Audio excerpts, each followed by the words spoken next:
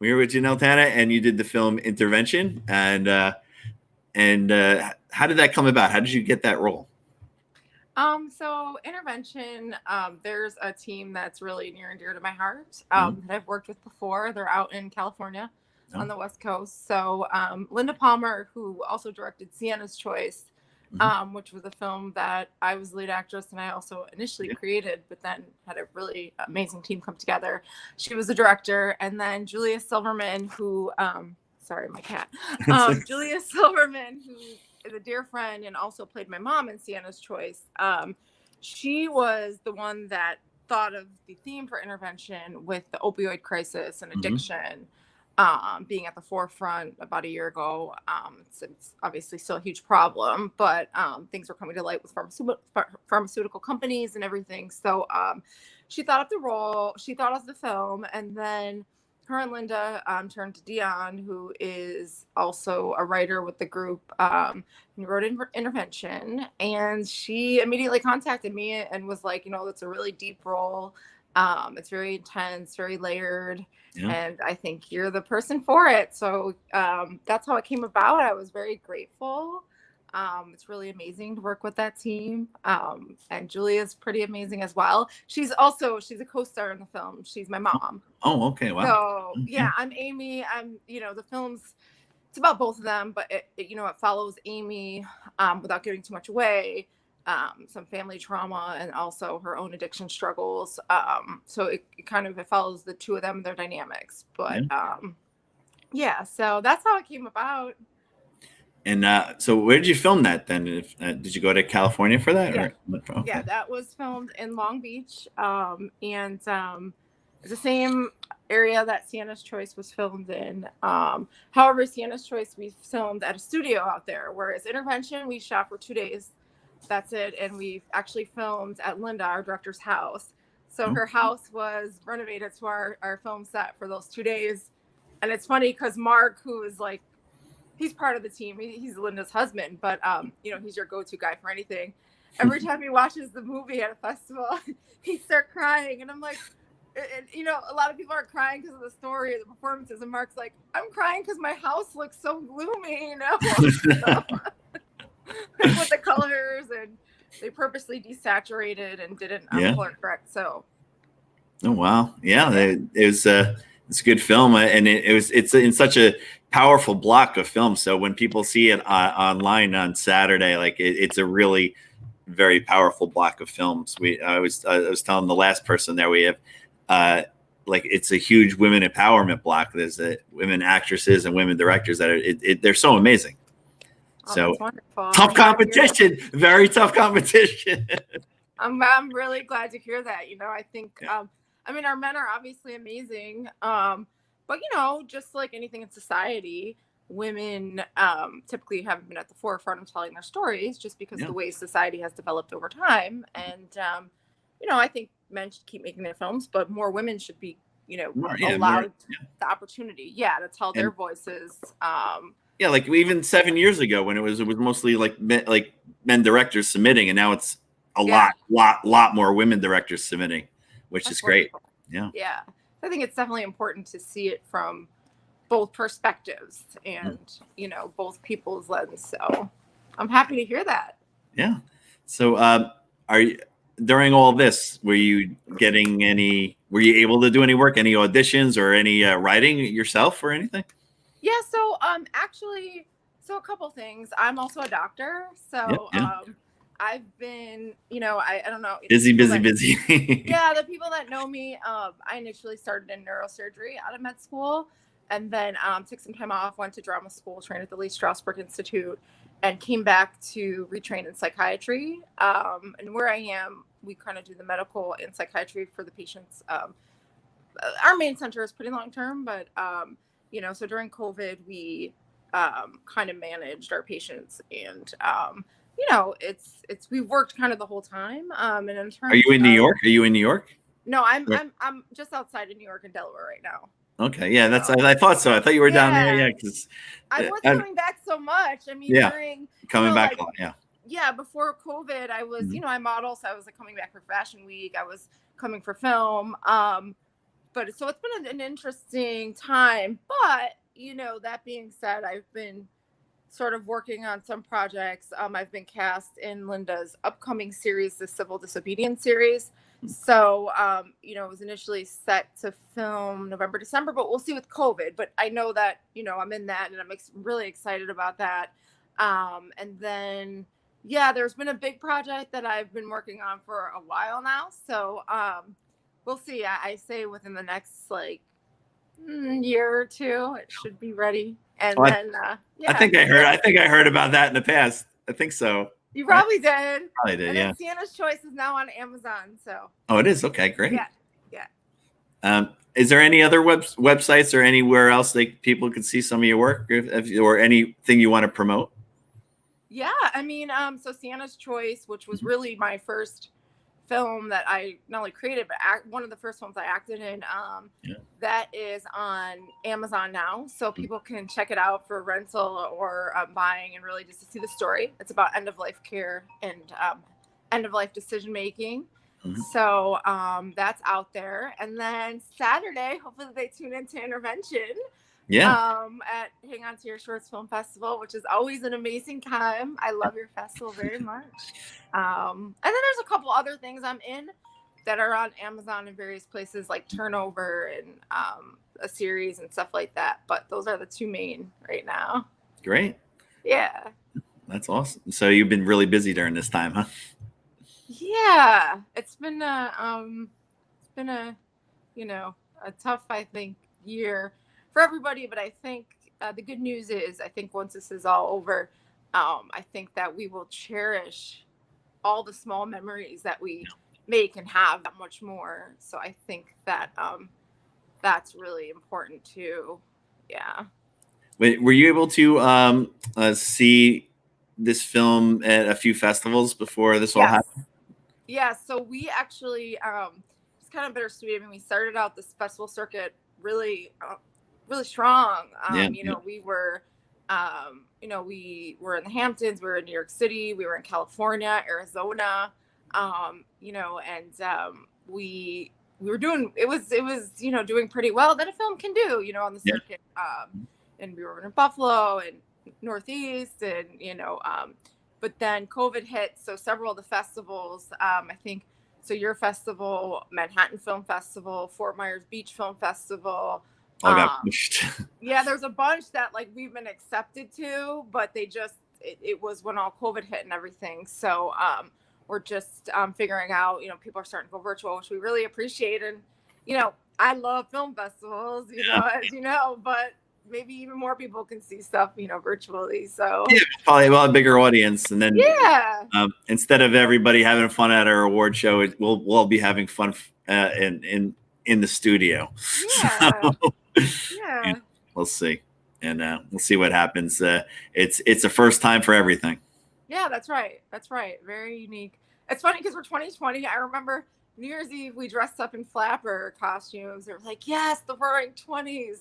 This is gonna be the year." Yeah. And then the next memory I have is, especially being working in healthcare when it first started. Every other day is like a meeting about COVID, a talk about COVID, fear about COVID. Oh, we're gonna, confusion about COVID. So it was kind of like all over. And then obviously on the grand scale of what everything's going on. So finding unique ways to keep artistically alive.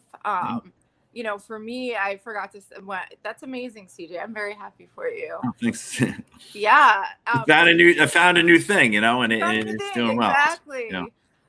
For me, a dream was always to be, I always said, I want to be featured by Sports Illustrated, blah, blah, blah. And they do their model search. And I haven't officially entered because I didn't create my full video, but I did, amidst all this working and COVID and everything else, I was feeling artistic. So I entered a few of their challenges where I recreated, I self-painted. And then another one was actually a one me in my medical gear and everything. And so I've been featured on their website several times now. And I'm like, wow, of all times, it was COVID causing me to do these random artistic moments at home, and that was unique. That's something I probably wouldn't have had a chance to do. So I'm like, yeah, actually, I did that small little thing, which was fun.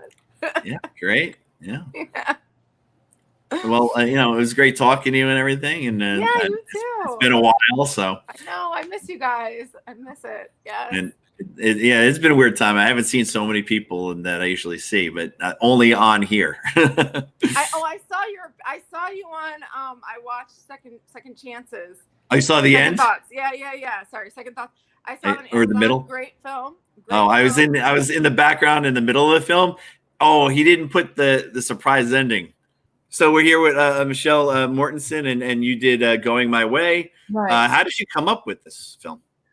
There were, first of all, my mom, who died in 2006, essentially went her own way. In her case, though, it was she was ill. She hid it from all of us, and then spent 3 days in the hospital, and just that was it. Wow. So there was that kind of a backstory. Then for a little while, I was following the story of Brittany Menard, and I don't know if you know who she was. She was a 29-year-old who was diagnosed with glioblastoma, which is what the character has in my film, and posted a series of YouTube videos about her decision to end her own life. She moved from California to Portland because at the time California was not a right to die state.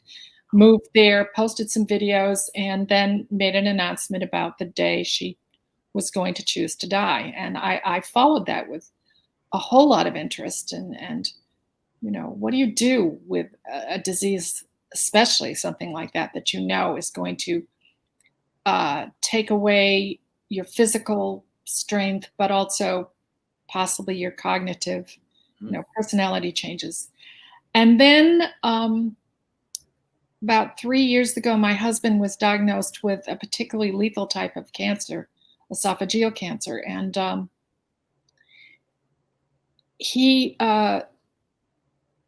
we really struggled because it was one of those things where it could have gone either way.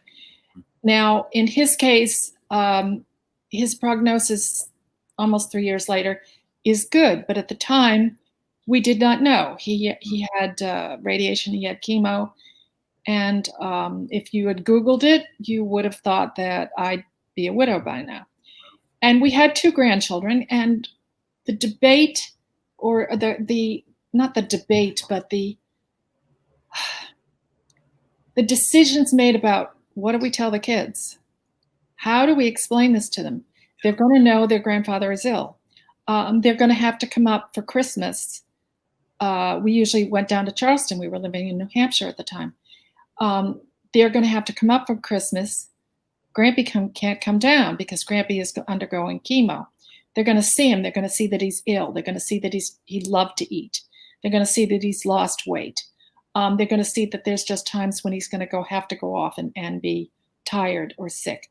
How the hell do we handle this? Yeah. And I had never written anything other than stand-up stuff and or a couple of sketches. And I took Rob's course. Oh. And I just sat down. We were down here. We were snowbirding after he had some of the treatment. And I just put the script together, imagining myself in the lead character's shoes, imagining a character, especially with my granddaughter, a character like that. And what would I do? And that's how the film came about. I contacted Rob and I said, well, what do you think I should do with this? He says, let's make it. Yeah. Wow. So this was my first venture into being a producer and a writer. Oh, wow. And playing the lead. And I remember when it was over, we were down in Jersey. We were living in New Hampshire at the time. And I thought, if I never do anything like that again, I said, I really would feel like I've accomplished something. But of course, that lasted about 6 months. And so I'm back writing, and especially during COVID, the acting opportunities or the stand-up opportunities are not there. Yeah. So I'm back writing, and hopefully I'm living for the most part in Charleston, hoping to develop a small community of filmmakers down here who are interested in doing projects. But that's how we came about. That's how the film came about. Did you film in New Jersey? We filmed one day in a house in New Jersey that one of Rob's production assistants found, and then we filmed one day in a doctor's office in Manhattan. So we just did the 2 days. Rob, I think, at the time was in LA. He came in, and we just, we stayed overnight in a hotel, and we just did it. Wow. Yeah. That's the shorts are quick. The filming wise anyway. Really quick. 1, 2 days, 3 days. They're always like. I found a particular pleasure in doing that. That you meet a cast. I used to, when I was playing French horn professionally, I was the one that was known for taking all the substitute gigs that nobody else wanted. Like, somebody couldn't make a Broadway production of a show, a Broadway show, and it would only be one night. But some people wanted long term, and that they say, "Oh, it's just the one night," and they say, "Call Michelle, she'll do it." So I'd be the one that would pop in, sit in the seat, sight read the part, play the part, take the check, and go home and be happy.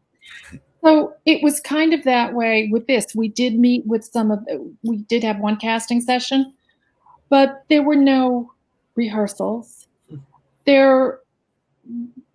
We cast the thing, and then we got on set, and we all looked at each other and took a deep breath and said, "Okay, here we go." I mean, we read through the lines or anything, but there's kind of a rush to that I really like. That you get this sense that we don't have much time. We got to be on, and we got to be good, and we have to do this, and we have to do this now, because everybody is off doing their own thing at the next day or something. We don't have the luxury of this, so we have to do this. And it was quite exciting. It was very cool. What about the rest of the casting? How did they come about, the ensemble there? It was mostly through Actors Access. Rob sent me some of the people that he was considering. He went through them. One of them he had worked with before. The granddaughter we had not met. The doctor, the person who played my son-in-law is now, Rob is working with him on a story, Man and Witch. Oh, the Man and Witch. Yeah. I recently interviewed him on my other show, and he played my son-in-law, and then I went, wow. And he's written and produced this project that sounds fantastic. And I was hoping to go up and originally they were talking about doing it in upstate New York, and I emailed Rob and I said, "I'll go up. I'll deliver coffee. I just want to be on that set with all those people." But I guess it's going to England now. Oh, they're going to England now? Oh, wow. The last I heard from Rob, they're scheduled to go to the UK. Wow. So I won't be on set, which is a disappointment. But you make these connections, and you never know where they're going to lead. And that's part of the exciting thing. Also, in that I'm quite a ways from New York, but I don't feel that separated. And especially COVID, if there's one thing COVID has taught us, it's that we can still all connect. Yeah. And we're entered into the Beaufort Film Festival. I don't know if we're going to make it, but one of Rob's other films, with Timothy Charles, was screened there last year in February. Okay. And I live about an hour and 15 minutes away from Beaufort, so went down to Beaufort, and there was Rob, and there was Tim, and there was the woman who played my daughter, and so all of these connections. It's such a big community, and yet somehow we all manage Yeah. to make friends and to know each other. And that's what I find particularly exciting about all this. Yeah, I know that their crew. I've seen them at many festivals, so it's a small world, you know. Yeah. But I enjoy it a lot. And the good thing for me about all this is talking to everybody. I get to talk to everybody, so at least I get that. But and I've been doing this since March, my own show. We do it in a studio usually, and we have people in, and it's about 4 of us, but that kind of stops. So I'm like, I got to keep doing this. So then I started a new podcast, and I've been interviewing people all over the country. So yeah, it's been a lot of fun. You know, I have a kid out in LA, and I hope eventually, when things quiet down, to get out there. And he's now working for Nickelodeon. Wow. Yeah, he's a supervising producer on a new show, and he was working on Trolls before that with DreamWorks. So, oh wow, I hope to get out there and to connect a little bit more out there. So I told Rob, you do anything out in LA? I said, I got a couch to crash on. I don't know if my kid knows that I'm going to crash the couch, but I'll be out there too. Yeah. Well, thanks for joining us. Do you have anything you want to promote or anything out there? I have my website, which is my name. My stand-up's on there, a few other things, clips of some of the stuff I've done. I have the dubious distinction of having been murdered 3 times on the Investigation Discovery Channel. That was 3 times in Jersey. I died. But nothing in terms of real future projects. Like I said, I've written a feature and I've written a short, and want to get them out there. And that's where I'm at. I'm an older quote unquote filmmaker with grandchildren and other things in my life, but this has been kind of an exciting time. Hopefully in South Carolina, hopefully it grows down there too, right? So I hope so. Yeah. Atlanta blew up. Atlanta. I know. And Danny McBride is down here doing The Righteous Gemstones. And I think they were going to talk about doing some of the Halloween stuff or whatever. And there's a few other things that are going on. I mean, Danny is the real production force down here. Wow. And I don't know if you ever watched that show, The Righteous Gemstones. No, haven't seen it. No. Well, it's HBO. You must, because they make a joke about the fact that the temple for the gemstones is an old Sears building in a mall, and that's exactly what it is. There's a gutted mall that's 5 miles down the street from us, and the Sears went out, and that's where the gemstones they filmed in this mall. And so Danny's made. He's an example of an independent producer who's got this lovely cast that he keeps and using, and he does a lot. He does a lot of funny stuff too. So and not even now the Halloween. So it's weird that he's not doing comedy there. Right, but he also did Vice Principals, and it's hilarious to watch it and say, yep, there's the mall, there's the Target, there's this, and there's the mall. So it's hilarious.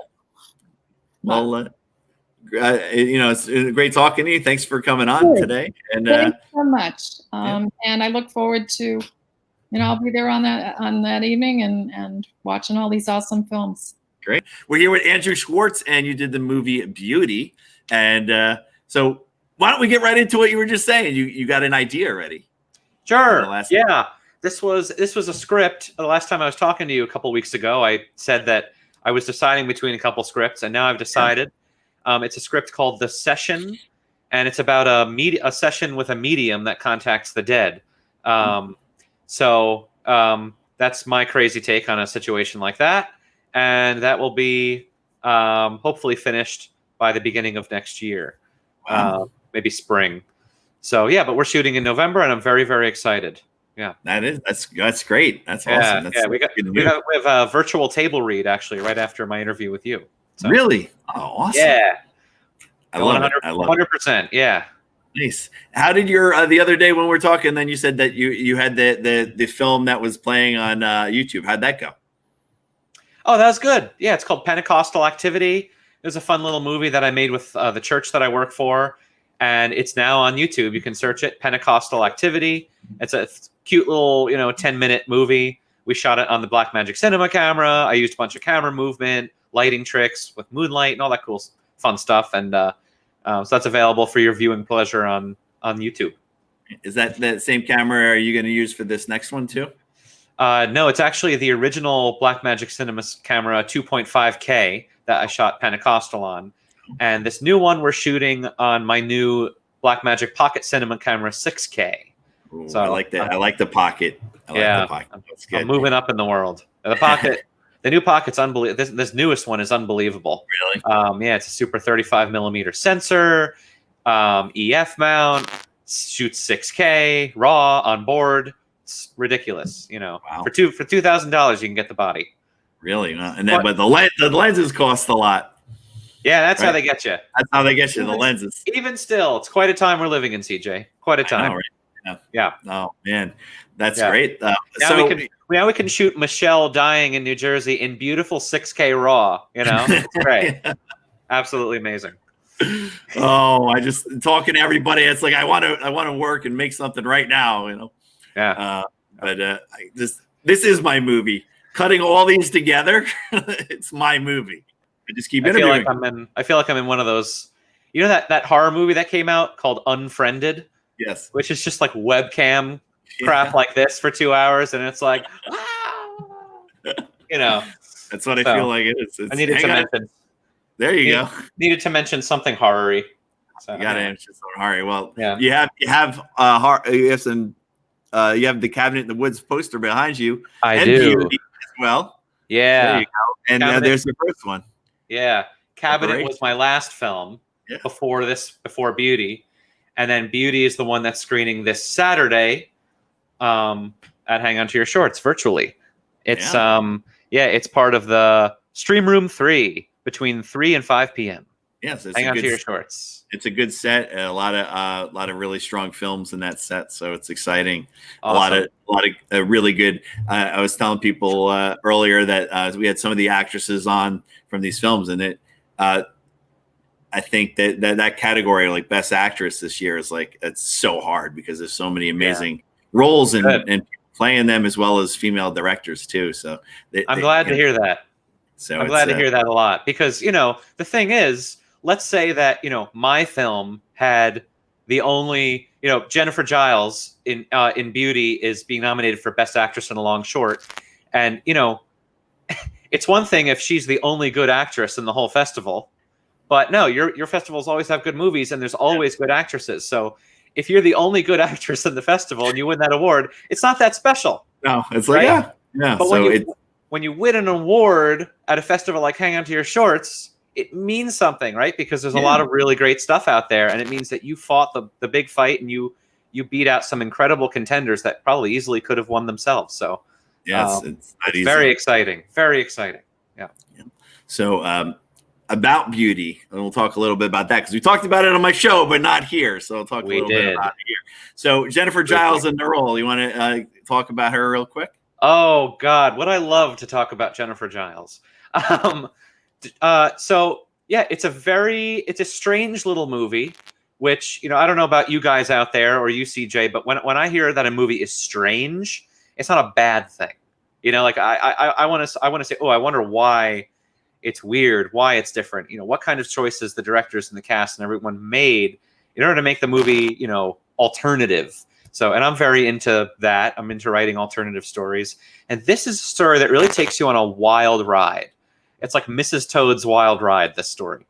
And in fact, there's sort of a reason why I've got this vis-a-vis Alfred Hitchcock's Vertigo over here. Oh, yeah. Because Vertigo is, I don't want to give too much about Beauty away. You can see it this Saturday, but Vertigo, has that Hitchcockian stamp of the suspense and everything, but it's very different. It's one of my favorite movies, and that movie takes a turn on you, and it's just incredible the way that narrative leads, the way where it goes, and so Beauty, I tried to craft it similarly, where the narrative sort of all rests on this sort of this pivoting story that digs into you in a secret way that you can only find out in the film by watching it. And Jennifer Giles is a huge part of that mystery, part of that secret, in kind of much the same way that Kim Novak is very much embedded into the story of Vertigo in several layered ways. So you can see the several layers of Jennifer Giles in Beauty, the Vertigo-esque Hitchcockian, Andrew Schwartzian thriller. Saturday, 3 p.m. Hang on to your shorts. Stream room 3. Awesome. Yeah, it's exciting stuff, right? And then yeah, so excited. So, where did you film this again? So this was filmed partially in Oakland, New Jersey, which is in Bergen County, and it's also got very picturesque location that we traveled all the way to the Poconos in Pennsylvania for. Yeah. So yeah, big location move, lots of difficult logistics to get that Poconos move in there. But if you see the film, you'll know why we did it, and hopefully you'll agree with that choice. How many days did it take to film that? We shot this 23-minute in only 3 days. 23-minute movie in only 3 days. Wow. How? I don't know, but all I can say is the crew and cast were all incredible, and that's basically how. But yeah. Awesome. Many great people makes amazing work. And is this? I was asking other people. Has it played in other festivals yet, or is this one of the first? I'm so glad you asked. This is the world premiere of Beauty. Wow, it has never played in a festival before, and Hang On to Your Shorts will be the first one. Wow. So we're very proud of that. That's great. Yeah. Oh. Yeah. Awesome. So it'll be an exciting day. It's a long day for me anyway. I'll probably I can only imagine. When the awards come, I'll be like, oh, I've been there all day for 2 days. Yeah. Yeah. And those awards, it's a virtual rewards show, right? Yeah. So we'll, you just pretend you're there, like like in the years past. Yeah. We'll be talking to you guys like you're there. Yeah. And we'll try to do. I know it's going to be hard to bring people in if they win or nominate all that stuff. So maybe like when we're done with it, if people are still hanging online there, we could like say, hey, come on for a minute, and we could have like quick conversations and talk to everybody. To have like the after party kind of feel to it. Great. They'd put like a lot of fun. A bunch of people up, have like 6 people up there, and just start like we'll be like, all right, it's over, but here's like everyone's like, it gets a little crazy. Cool. So we'll see. Well, like I said 2 weeks ago, and I'll say it again now. I love that you guys are still having the festival. You delayed it, and you from April, from the spring or whenever it was. You tried your best, and I love that you're still having it. And you're putting all your resources to the use that you can, and that's very admirable. It's a new kind of stress for you, just what you needed, right? Just perfect timing, right when school starts. Exactly. So that's right. When it's over, I could be relaxed, and then on to the next one, Just never absolutely, end. Absolutely. But now hopefully, if you plan another one, it'd be like, I hope to know that we're going to be live in front of people. That would be great. We'll never forget this, though. That's for sure. That's and it's on video. We have it on video. Usually, we take photos and stuff, and sometimes people take video clips and stuff. But we always are at that point. We're so exhausted in the award show. We never really filmed the award show, right? So now it's going to be out there. Yeah. So, now it's going to be out there, and everyone's going to be able to rewind it, and everyone's going to be able to. What did he do? That kind of thing. And we'll be able to make a loop reel of all of your blunders in your speech. Is someone actually hosting the awards event?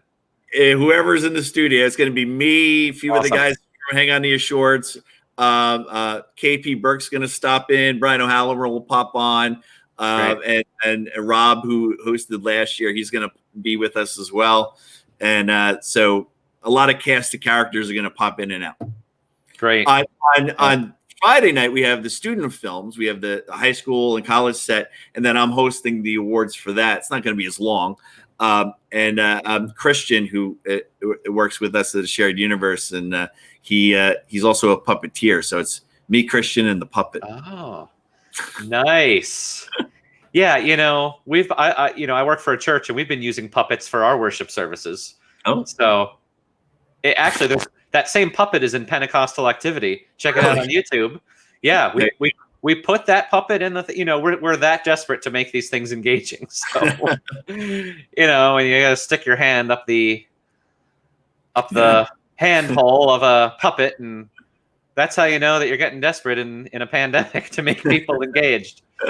So, we're resorting to Mr. Rogers techniques, but it's all good. Absolutely. And in fact, the puppets become the congregation's favorite element of the pastor. Forget the pastor. Forget me, the musical director. Just give us the puppet. We're happy.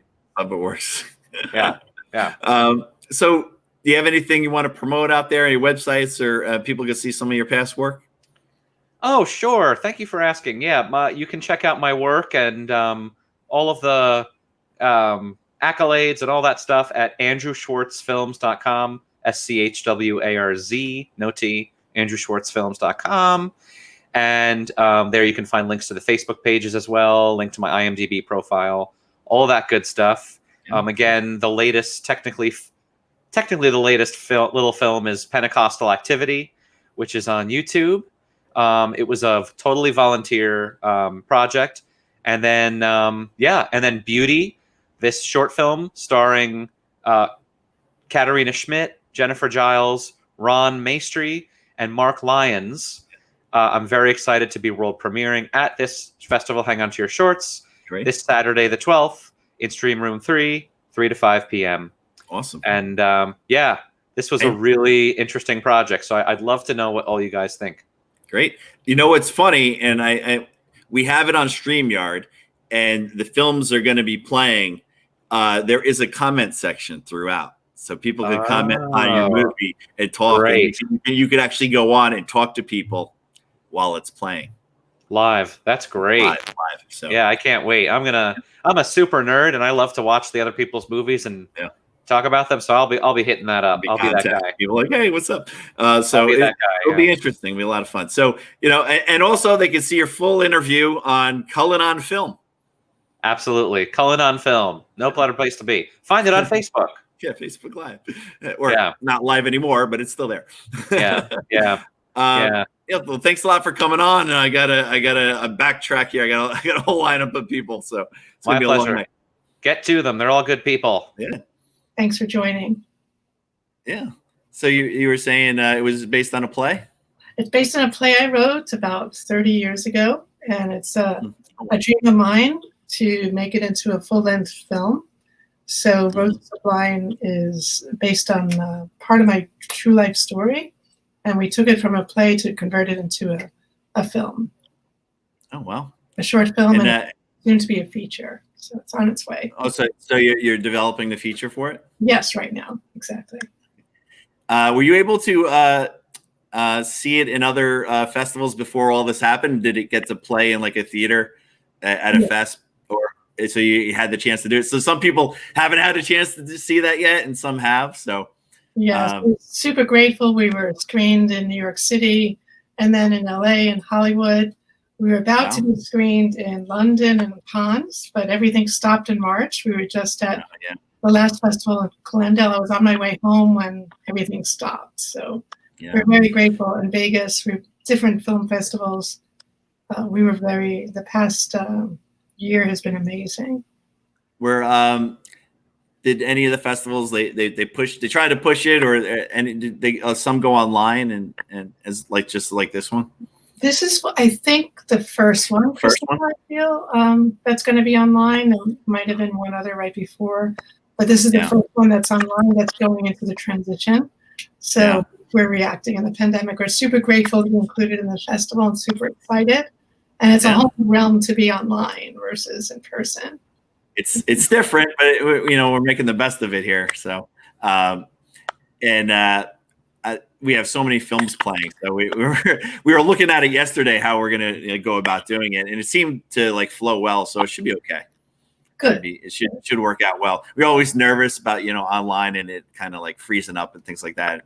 But I guess some people's internet is what you can't help that. But we'll try our best. So Christina, you're obviously in the film, right?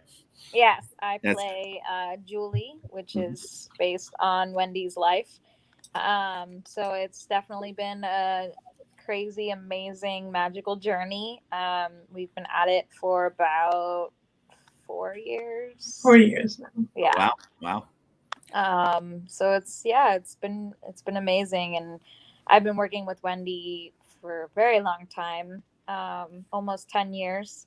So I started in her plays to begin with, and then I moved to New York, and then sorry, I got dogs.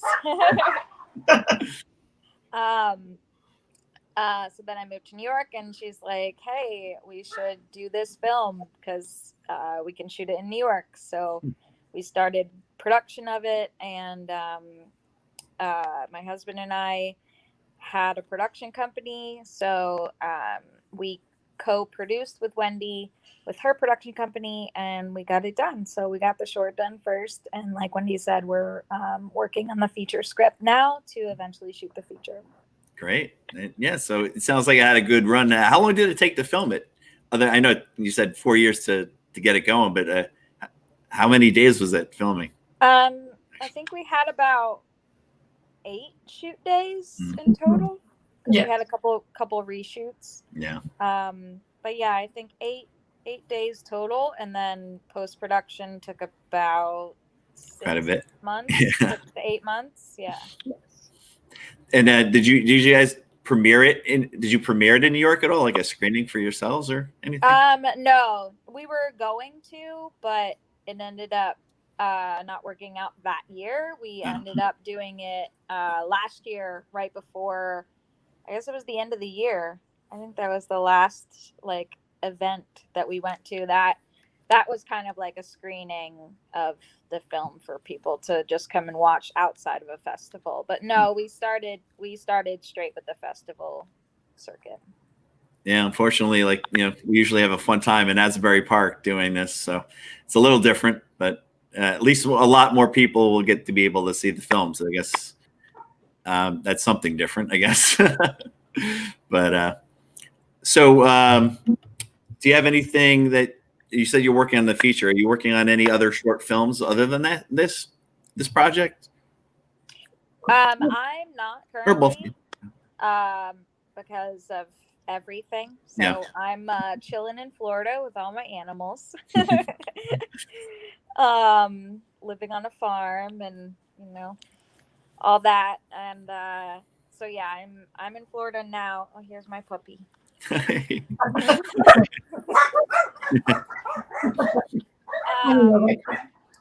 But I'm still auditioning, which is great. That is another thing, like you were mentioning with the online stuff. Yeah, it's still like people are still trying to make it work. So all the auditions are online, and everything's happening virtually. And then if I book it, then I'll just fly wherever they're shooting. So it's a plus, because I can still be home with my family during this wild time, and still get the opportunity to work. Sounds good. What about you, Wendy? Are you writing anything during this time? Anything new? I'm writing a new play. It's called Disaster. So I write at night. I'm constantly writing, and I work full time. So my new piece is about how people in the office are coping with the disaster that's around us. Oh, wow. I was classified an essential worker from the start in March. So I've never stopped working. So I was able to document not only my reactions, but my coworkers' reactions. So I'm working on that now, in addition to another film called Typing, which kind of kept me working during the pandemic. So there's 2 new scripts I'm working on, plus the feature script I'm working on. We have a new writer working with us, Vanessa Garcia. We're super excited. So she's about the midway point, and she's doing beautiful. So in the evenings, I'm writing, and I'm also a painter. I teach children, and I'm an artist, and these are some of the artwork from the children. So I'm constantly working, and I really haven't stopped since it started, which maybe a lot of people have stopped or paused, but creatively, it's such a blessing to be an artist and a writer. Yeah. And it was a little bit of a shock to say, I was in Hollywood at the Roosevelt Hotel having breakfast, and they were closing down the hotel, the last breakfast they had, and I was about to go on the flight. So I was able to go through the Hollywood Walk of Fame, and we had a beautiful festival that weekend, and yet everything went on pause. So yet on the other hand, we were able to work creatively to work on the feature. So it's a blessing in disguise. Really. So you think animals. Jeez. Sorry about that. So you're once you write and everything, you're gonna be pre-production. Are you gonna for the feature film? And is that going to be, you think, pretty soon? Maybe early next year. Early next year. We've gotten some producers interested, and everyone's waiting on the script. So I'm super excited after going through this period with, especially with you with film festivals. We're so grateful to get the launch and the encouragement to go into the full feature. Yeah, and in the film, when people watch it, it's in a really good slot of films. We had some amazing films this year. So a lot of great acting and directing. So I'm pretty sure it's in a women empowerment set. Yes, it's a women empowerment set. I believe it's at 3 p.m. on Saturday. Yeah. Is that it? Yeah, we're super grateful and grateful. It was originally in a big theater. We had a big theater for it. I would have been there. I would have driven up or flown up to see you. My cousin lives nearby in nearby in Asbury Park. Yeah, so, and they changed it was Neptune High School, and they changed it into this art place and had a big, huge theater in there, and that's where Jack Nicholson went to high school. Oh wow, that's so cool. So it's pretty funny. And anything else going on with you, Christina? Can people see any of your work anywhere? Do you have any websites or any place they can show me your stuff? Absolutely. So my website is ChristinaJolieBriza.com. Jolie is spelled like Angelina.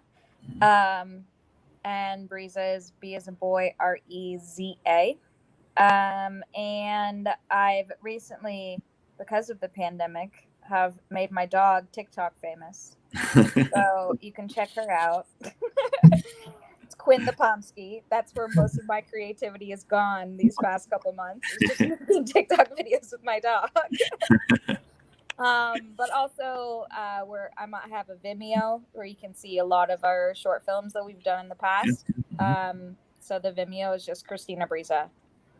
Oh, great. That sounds good. What about you, Wendy? Anything where people could see some more of the work? Well, basically, we are on Facebook. So there's Roses of Blind Facebook page. We have a Roses of Blind Instagram page. And that's where we're posting constantly. I also have a gallery, New Light Gallery, New Light Productions, and I have a gallery and a theater, plus the movie production going on. And I'm very grateful that Christina has said yes to playing Julie Jansen, I've written over 135 plays, and Christina was always the lead as Julie. So she continues to be the lead in this movie, and I'm so grateful. She's super photogenic. Where do you usually do your plays, Adam? Well, I had a theater in Fort Lauderdale, and I recently moved to the west coast of Florida on Pine Island, where we have a country house by the lake, so I'm in transition. But primarily, it was in a little gallery theater, which I had for the community. Oh, wow. So yeah, we have actually a lot of people that I was talking to interviewing that have done that, where they've had these short plays and they've made them into the short film. So it seems to be a lot this year. That's how it started. It was actually way back when, before 2000, where I wrote this play, Roses of Blind, in the Lower East Side in the East Village, and I was the resident playwright and director in the Crane's Studio Gallery in East Village, and we had a storefront where we did Shakespeare in the parking lot. So we would produce like 94 plays in 94 days. So I got into the development of plays very quickly and to present it to the audience. And Roses of Blind became part of that series, and then it went from there. I mean, it's taken this while to get where we are right now, but I'm very grateful. So it's pretty much, it's a miracle. Yeah, it is. And it's a beautiful story, and it's always so inspiring because it is based on Wendy's life, that, to be able to play her and play what had happened, not only is it an honor, but also it's a little, you know, a little scary because it's like I'm playing a real person, and that happens anytime I play a real person, that, you know, I want to give credit and make sure I'm honoring that person. So to be working with the person has been a really cool process. And so you were in the play, correct? You were in the play version? I was not in the play. Oh, No. oh, okay. No. It was actually before, probably. It was before I knew her. Yeah. Yeah, before you knew me. So it was before I moved to Florida. But you've worked on some plays. How is the transition from acting on stage into film? Well, I started in plays growing up, and then I switched over to film in college, beginning of college. So it was a pretty easy transition for me because I always went to art schools, and, you know, I majored in theater and minored in film. So it was pretty easy to transition. I love them both equally, but I say that I do film to pay the bills and theater for the soul. Yeah. So, but I mean, there's just two different animals, two different beasts, and you can't compare the two.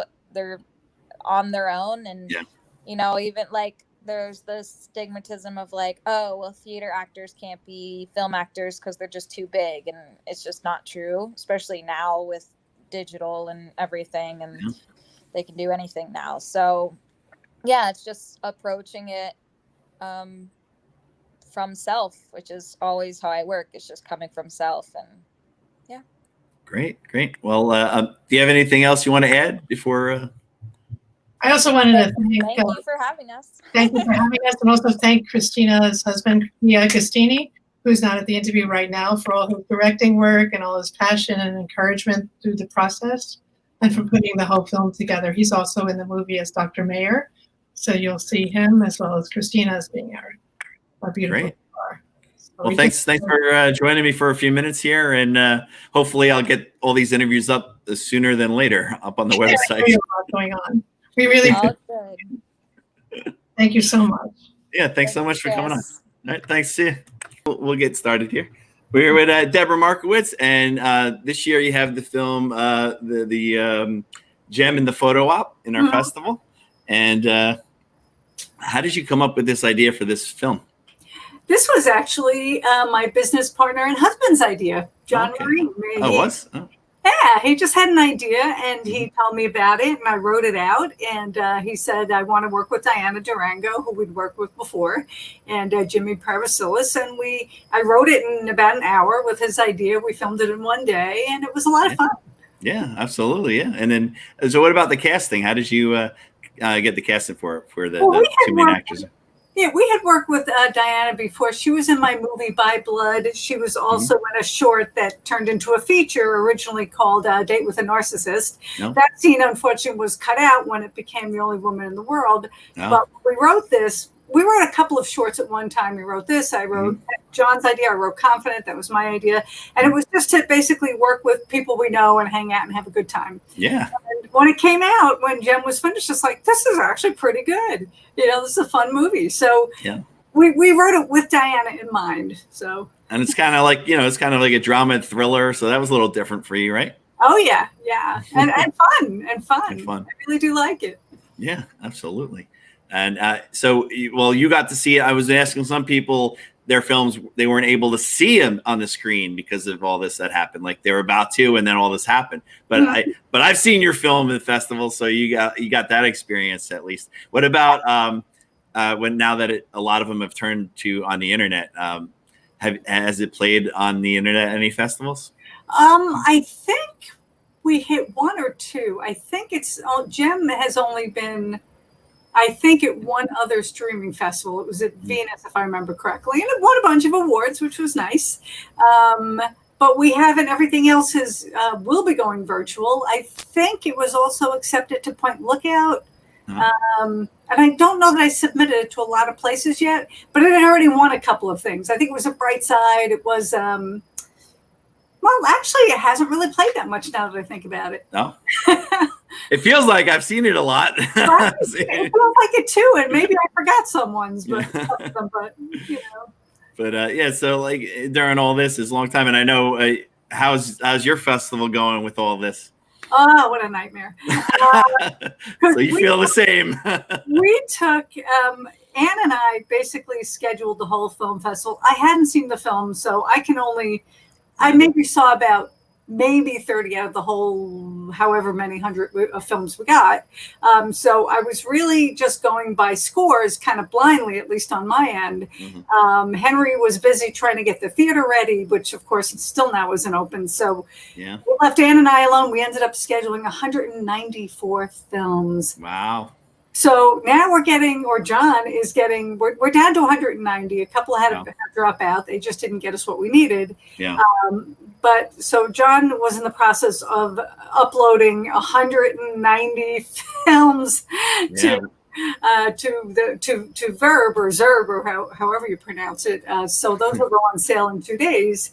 And then we also decided we wanted to give the filmmakers some sort of screening, some actual physical screening. So we had worked it out to have a drive-in for 4 of the film blocks, but now we're running into all kinds of roadblocks with that. But I think we're passing a lot of the hurdles to actually have that happen. So we'll find it. We don't know what's going to happen. That's maybe definitely virtual. Maybe some of them the drive-in, and who knows? We can end up with the theater too, and that'll just be crazy. Are theaters opening in New York yet? Because they just opened theaters in New Jersey. The county executive Laura Curran came to look at the theaters. I think last Friday, and she said that they're probably going to be next. She checked out what their plan was, and so now they're waiting on that. But our concern is if the theater does it next week, what if we plan on having this in the theater and then they close them again? Yeah. I don't know. We want to give the filmmakers that, but we won't have time to promote it, which means there'll be 5 people in every screening if we're lucky. Yeah. So it works for COVID though. It works for It works for the COVID at least. Right. One positive, just one. We have a 350 seat theater. So you get, even if we thought originally just keeping it down to 100 or 75, and we can very easily distance. We just won't have the filmmakers lounge, which of course the most fun part, but we can't really have people jammed together. It's been an interesting year, as you know. It's like we just don't know what we're doing from one day to the next. It's crazy. No, it's been strange, but we're finally. I know the theater that right by me here, right down the street, they're opening up on Friday. Wow. So you don't have time to do anything physically at this point. I won't be going. So I gotta be doing this, and I got school, so it's just nonstop. Yeah, I spent all day today on just the drive-in, and it's we're still waiting for it to happen. We have just this huge elaborate plan, which is just ridiculous because no one else has done it. But for some reason, we get to be the prototype for what has to happen going forward. It would be pretty cool, though. It would be pretty cool. It will be fun, and we have a location that we could use basically rain or shine. Because we can move from the one larger portion to a first floor of, or the ground level, I should say, of a multi-level parking lot. So instead of having the big screen, we can have 2 screens on either side and have the cars face both directions. So everything about this is great. Now we just need to have it happen. So, I heard a lot of places where, like, even around here, they're saying, "Oh, we're going to do a pop-up drive-in movie theater," and it never happened. And all these months, it could have happened and been playing, but I don't know what happened to all those ideas. They just maybe they're encountering what we encountered, which the people who we hired had done 80 drive-ins all over Long Island without a problem. And then all of a sudden they're asking her for all these reports. I said, well, just use what you used last time. She goes, I've never used any of these before because it wasn't required. But I understand everybody wants to be safe, but it just is very frustrating because every time we do something, then they want something else. It's like, So I warned the filmmakers that I do think it's actually going to happen, and I hope it happens with more than 2 days to publicize, because otherwise 5 cars in the parking lot and we'll be free of them. But either way, we decided if it's approved, I don't care if we have 5 minutes notice, we're still going to hold it. Just to hold it. But we all obviously try to do the best by the filmmakers, and this is just an insane year. Yeah, what a year! What a year! And I can't believe, and even though it feels like it shouldn't be moving fast, it's kind of moving fast because I just remember school ending in March and going online, and now we're already starting. Mm-hmm. Feels like what happened to well, I had no summer basically. I don't know I don't know what happened. I mean, time is so off, and people keep telling me that. Wait, filmmakers who need to get stuff in, they said, "Oh, wait a minute, that seemed like that was yesterday. That was 4 months ago. Did I do that?" And it's like we're all like that right now. And people were asking me about talking to me here, and I said, "Yeah, I saw your film," and I said, "Yeah, back in December."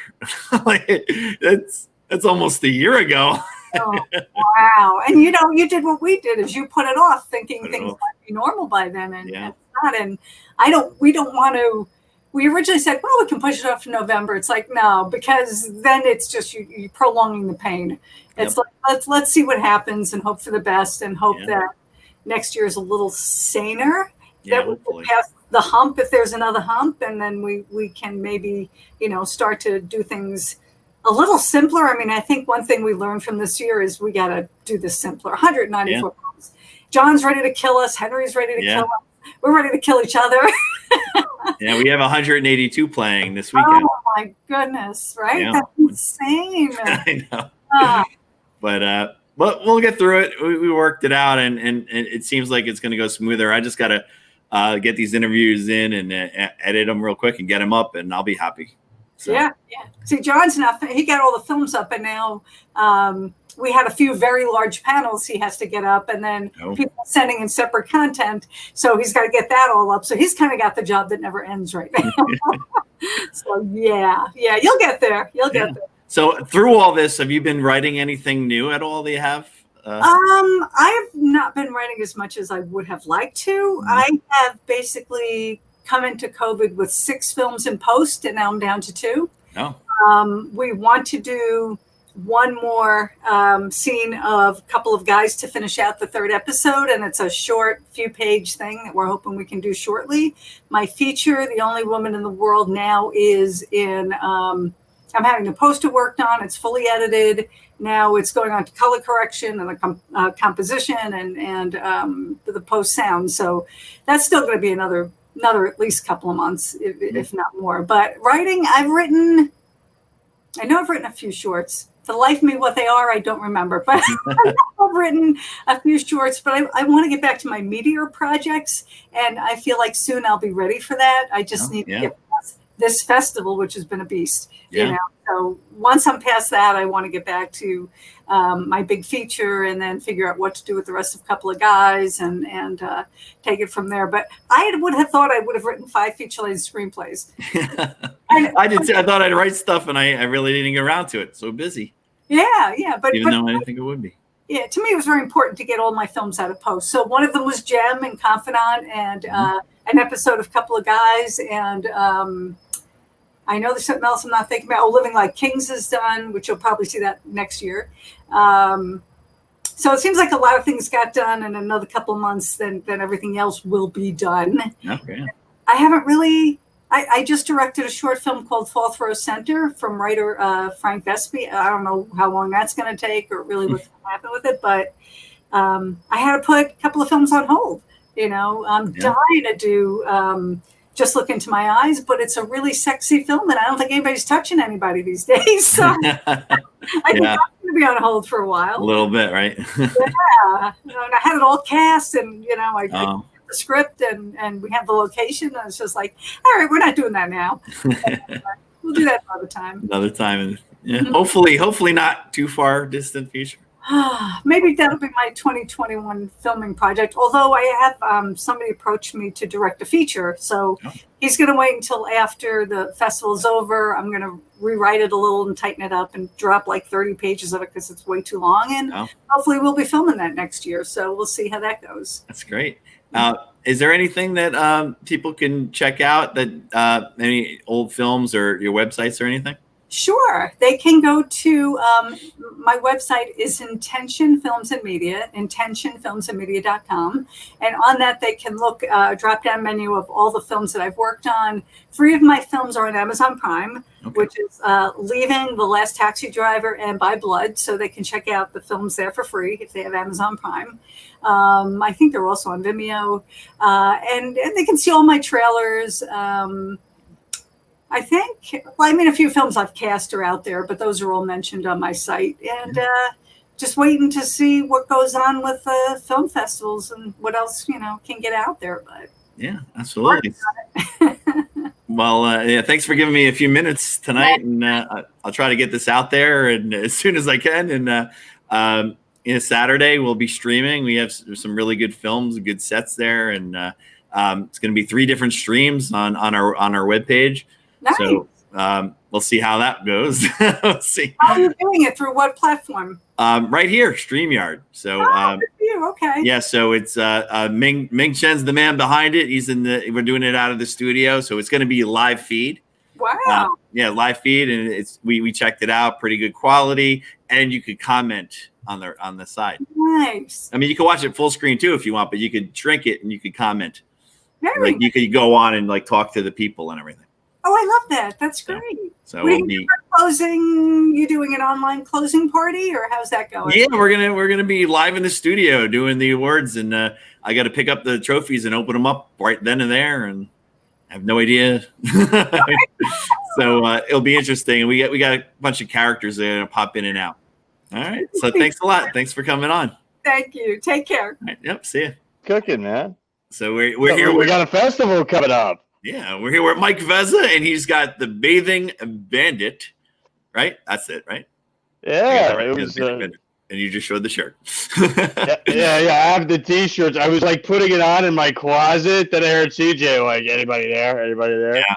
Well, anyway, this one's actually signed by the Bathing Bandit herself, Miss Laura Peterson. And Laura Peterson was on this interviews earlier today.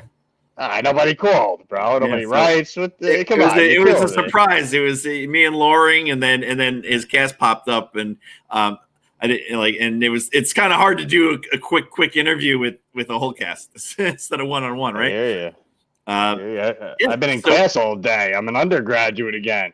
I don't know how you're doing with a ton of Cohen disciples. There's like every time I turn around, everyone's like, "Hey, man, yeah, I know Cohen, man." I'm like, yeah, cool, dude. Yeah, there's about three film students there. That's amazing, man. And then there's also the other school has from South that other teacher there. His students go there as well, so they know me as well. So probably about 6 kids. Probably about 6 of them that know. So I'm sure you're in class with a bunch of them. Yeah, it's awesome, man. Love it. Yeah, so Bathing Bandit. When are we screening? We have a screening date and time specific? Yeah, it's out there. It's on it's on right now on Facebook, and it's also on our website. So you just click on there, and all the times are up. I don't know offhand because I've been doing this all day. Yeah, no worries, buddy. I've been inundated, trying to get life going and stuff. It's been pretty wild. Yeah, there's a lot going on now too. It's all starting up, and school's starting up, and we got and like you too, and these movies are playing. We got 182 films playing on Friday and Saturday. Then we'll have the award show after, so it'll be fun. Tune in, and you could tune in on our links, and we'll have StreamYard, and you could comment. You could be on and talk while your film was playing. Sounds amazing. So like I can do commentary on like whenever, because I just blame all my bad acting on editing. I mean, it's that's the best thing you could do out there, young actors. So not everybody. Well, you could make this full screen if you want, but if you want to make it smaller, and the comment thing will come on, it'll be live streaming comments. That's fun, man. Yeah. Fun and exciting stuff. Bathing Bandit you did with Larry Rosen and a Tom Bragg written film, and you got a great cast with you. You want to talk a little bit about it? Sure. Yeah, but it was a great little experience. It's a nice, great little film. A lot of people love it. It's basically myself, Jarrett Rinaldi, and Laura Peterson are the entire cast. It centers around. See, I don't know if we really it basically centers pretty much around Laura. These 2 guys come home and they find a surprise in their bathtub, and I don't want to give it away for anyone who's seen it, but if you get a chance, she was great and everything. Bathing Bandit. She is the Bathing Bandit. Oh yeah. And of course, she looks amazing in everything she does. She's like by far, it's obviously on our poster. Like that's one of the posters. It's one of those shirts. When Yeah. I got one too. I wear around. They're like, "What is that?" I was like, "What is that? What is that movie?" So yeah, but really fun shoot. Yeah, great fun shoot. I think it's like what is it, about a 15-minute runtime, 12-minute runtime. If you guys get a chance, catch it, enjoy it. Absolutely. So, and are you working on anything new other than school? Anything coming up soon? Not yet. I have some buddies that are going to shoot at my building.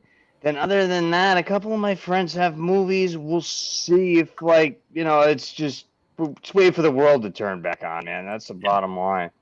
Like that's why I'm doing school now, because it's really probably going to be it's going to be a very rare opportunity where I can, attend and not miss other opportunities. Absolutely.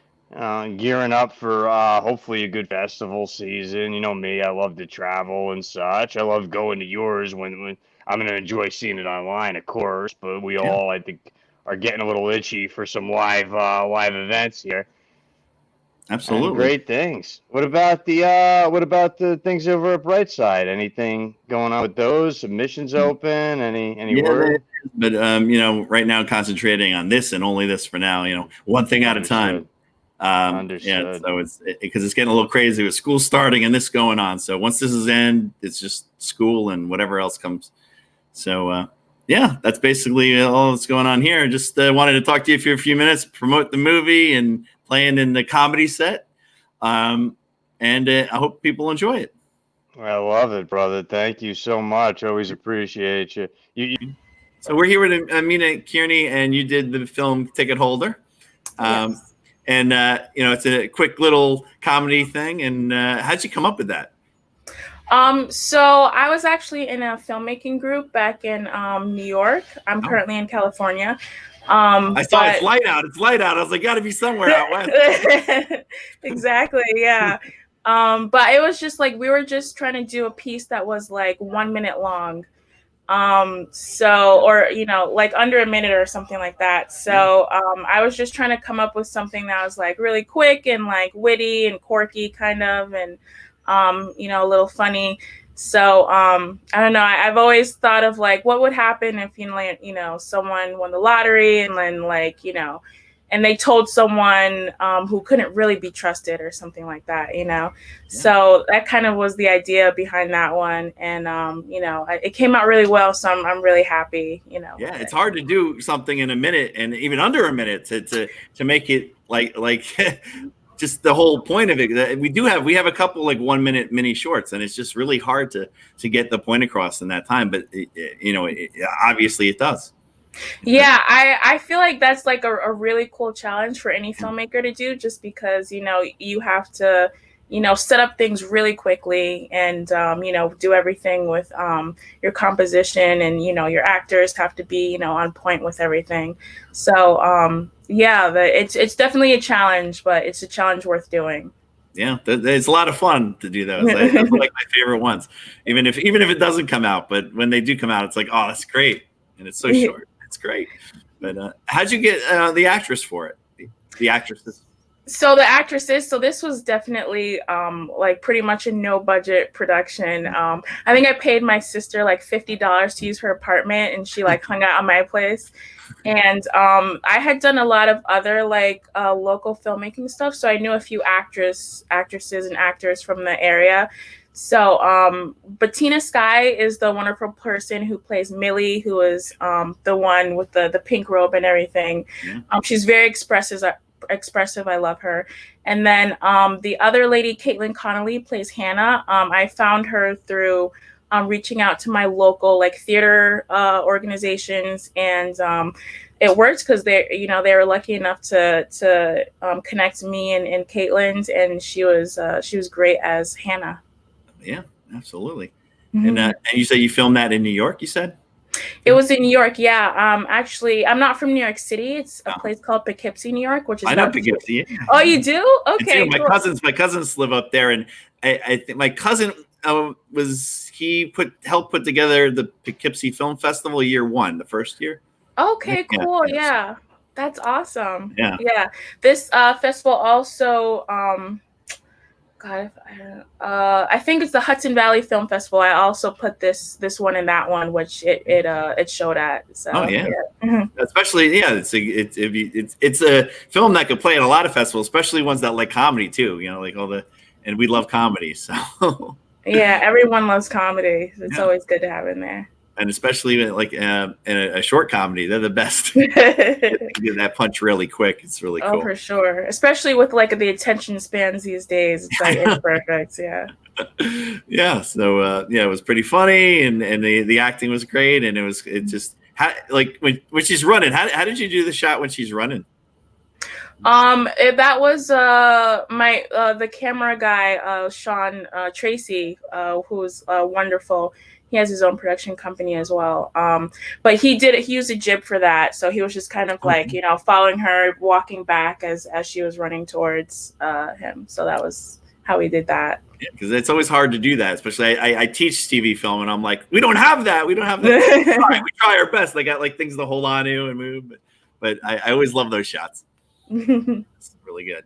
So have you so now you're out in LA, how's that? It's interesting. I came out here like during the time when COVID happened, so it's like it's a weird experience to be anywhere during this time, but but I've been fortunate enough to be on like quite a few projects since I came out here. I got in a project with like Essence, and I also we're doing a lot of producing out here, like some feature films and short films as well. So it's been great. That's great. Yeah. Mm-hmm. I wanted to go to LA this summer, but obviously that couldn't happen.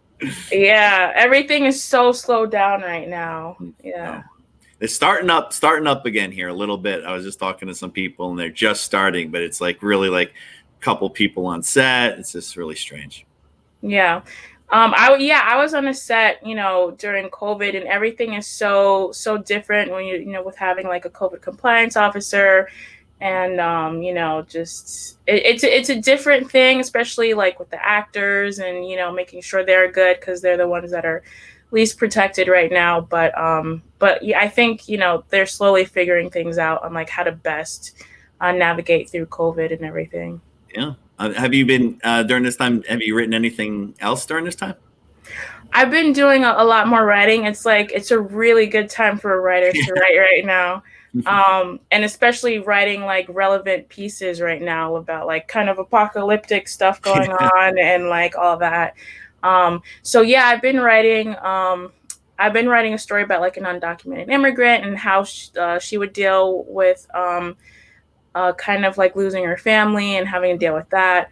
I also been working on like on the flip side, a more comedic piece about like an influencer, like a social media influencer, and they have a botched plastic surgery, and so they kind of start getting back at people who like drop them, So yeah, I'm putting my hands in like as much stuff as I can right now. Oh, that sounds great. Hopefully get to film those things soon, right? Oh, for sure. I really do hope so. And so can we see any of your work anywhere? Do you have any websites or anything you want to promote? Yeah, so I put my Instagram handle on my on the thing there. It's just my name. And then my website is the same thing, Amina Kearney, but you're going to add media to it.com, and that's my website. Great. Yeah, and I have my drone reel on there too. So I do a lot of different stuff. You do animation?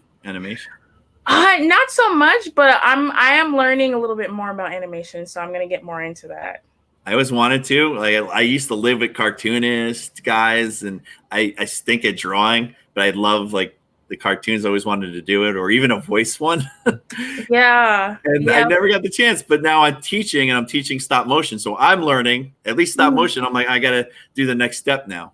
That's, what I do teach. I did teach stop motion animation back in New York as well, which is like, I don't like it's animation, but to me, I don't always, correlate it with like regular animation, but like I do stop motion animation. That's one of my things I love to do too. Yeah, because you could do more. You could even do that with us and humans and all that. So. Exactly. Human animation, claymation, all that good stuff.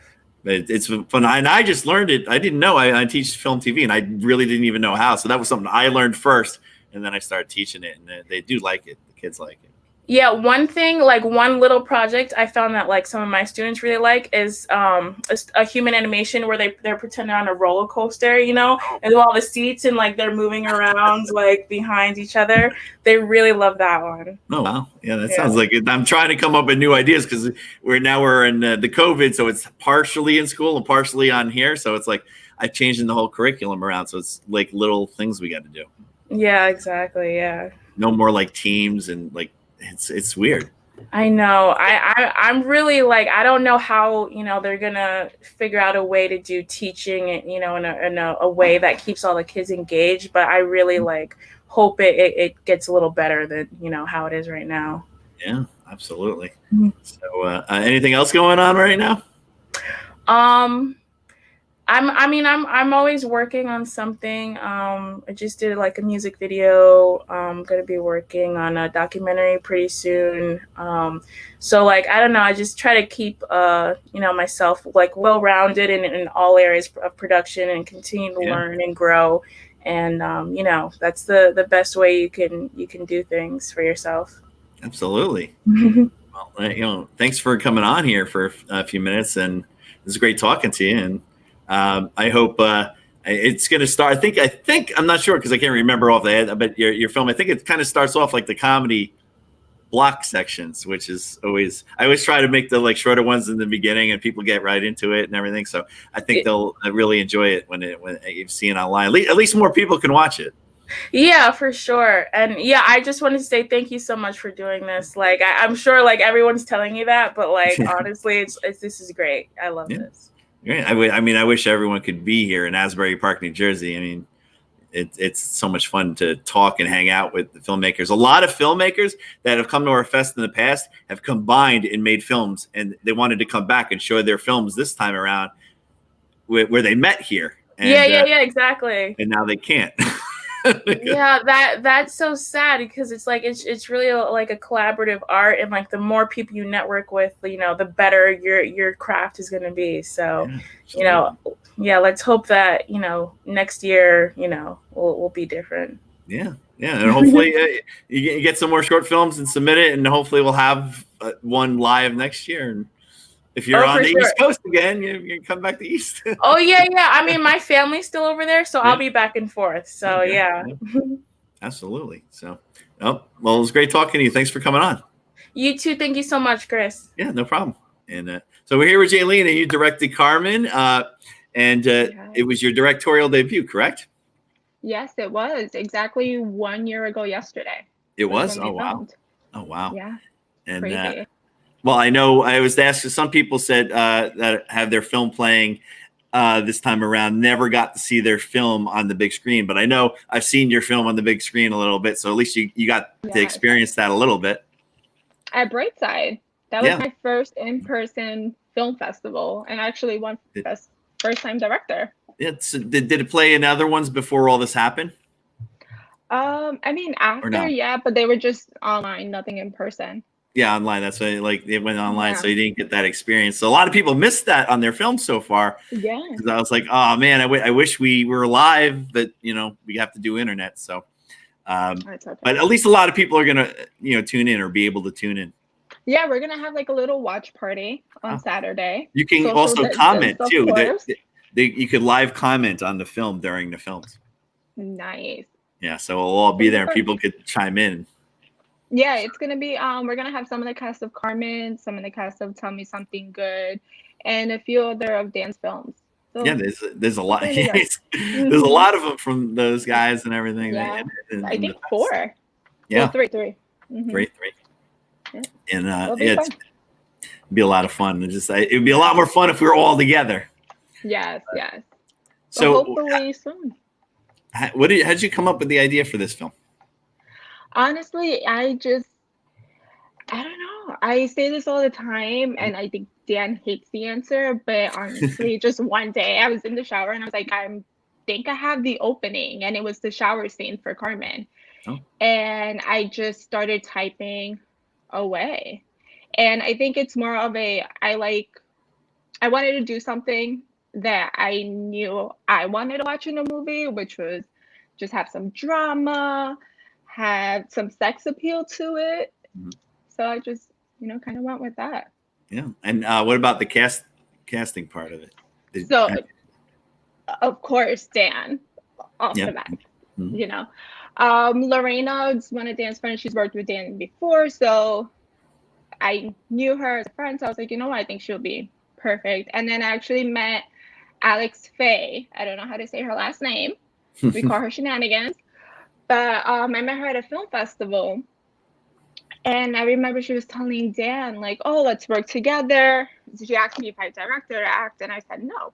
Then I want to say like 2 months later, I called her up and I was like, hey, so I actually wrote something and we would love you, love for you to play the part. And she was down. And that's pretty much how Carmen. Oh, that's great. No, And it was great. It was a great little crew. So yeah, so how long did it take to film that? We did everything in one day. Oh wow. One day. One day. It was like 15 hours. I had to kick my parents out of their house. It was terrible. One day, but a very long day. A very long day. I remember they were standing outside at like 11 o'clock and they're like, are you guys done? I'm like, nope. No, it's almost like when you're doing that, you're never done. You're never done. No, you're never almost done on a film set. Yeah, it's crazy. Yeah. But it was fun. I had a great time. Yeah, so I can't believe it was a year ago. Wow. Yeah, so that was your first. Have you written or directed anything since then?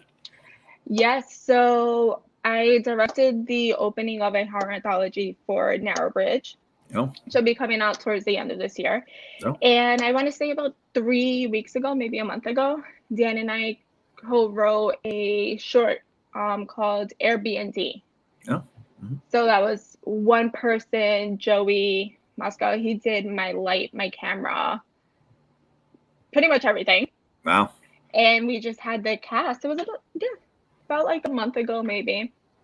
So hopefully that's done soon and we can send it to film festivals. How is it making a film during this time is a little tough, right? Yeah. It's a pain in the ass, especially when you have cast coming from different places. Yeah. Honestly, everyone's scared of the coronavirus, which is normal. So yeah, it's annoying. And you try to have a strong crew, but you can't have a lot of people. Yeah. So Joey had so much work to do, but he was amazing. It's insane. He did everything. Wow. Yeah. So during this time, have you been writing anything new? Yeah. So I was telling Dan, like when I first started, after I wrote Carmen, I wanted to do about 5, maybe 6 shorts and then write my feature. Feature, yeah. But we were talking about it and we were like, you know what, let's go a different route and let's just start coming up with ideas for a pilot. So I'm like, okay. So now we're starting with that. But we wrote Airbnb. We have another short called What Happened to Ramsey that was postponed because of the coronavirus. Oh. We have another one called Realist. So we're just waiting for things to pick up like that. We can start looking for locations and getting everybody together. Oh, wow. Yeah. That's great. Well, at least it's getting there, right? All the pre-production is almost there. So it'll be exciting when you get to, you got to film a little bit, but when it opens up a little more and you can have more people working on it, it'll be nice. But, it'll be fun. Yeah. So do you have any other film festivals coming up with it other than our fest? Oh my God. We have Your Festival on Saturday. Yeah. We have next week we find out about MLC in Green Bay. Carmen was nominated for Best Filmmaking Talent. Oh. We have the Northeast Film Festival in December. Yeah, it was moved to December. Grove and Lovesick, that was supposed to be before everything happened with the corona, so we're waiting on that one. Point Lookout in November. And J HorrorCon, that's coming up. That was delayed a couple of times. I missed the HorrorCon. It was a year. Yes. It's been a year. It's crazy. It's so much fun. Yeah. And I told Dan, I was like, you haven't brought that trophy home yet? I'm definitely bringing that trophy home. Well, I guess so I'm guessing we had films in it from last year. I guess they're doing the same ones, right? That's what they said. I think they're just opening it up for more films. Hopefully we can put well, I don't know if the deadline's up yet, Mhm. but maybe if Airbnb is done soon, we'll try to send that one in. Maybe we have a few. That's a lot of fun. I miss that. So I'm like, Yeah. I can't wait. So it's going to come before we know it. Yeah, such a great weekend just to be with everyone and have drinks and just watch films up there in Atlantic City. Well, that's great that you guys are going to, have a little watch party. That'll be a lot of fun. Watch some films and then our little awards. I mean, we figured it's pretty annoying just finding out by email if you won or just waiting. So just get everybody together and have a great time in the yard, have a couple of drinks, and just watch the films. Absolutely. Well, do you have anything you want to promote? Any websites or any stuff that people can see? Right now, I'm just waiting to finish Airbnb, get that one out. Carmen's in a couple of film festivals. I did a podcast interview a couple of months ago. Yeah. LBJ, The Heartfelt Truth. It's on the iHeartRadio podcast. Oh, cool. So that one's out there. That's pretty much it. I did an interview with Tammy Reese for Vocal Entertainment Magazine. So that's out there. That's on my Instagram link. And that's pretty much it. Great. Right now, yeah. That's awesome. It's been a lot for a year. Yeah, it's been a lot. And especially during COVID too, it's been a lot, right? So yeah, a lot. But it's been fun. Yeah, absolutely. So, well, thanks for joining me for a few minutes here. Of course. And, thanks for having me. Yeah, it's great. So I guess we'll see you on Saturday somewhere on there, either like maybe after we do the awards or whatever. If people are on, we'll try to give where we're at, and then they can click on. You can have some live feeds of people. We'll definitely get on. Yeah. We might all be drunk, but we will get on. That'll be fun. It's more fun that way. It'll be just like Asbury Park.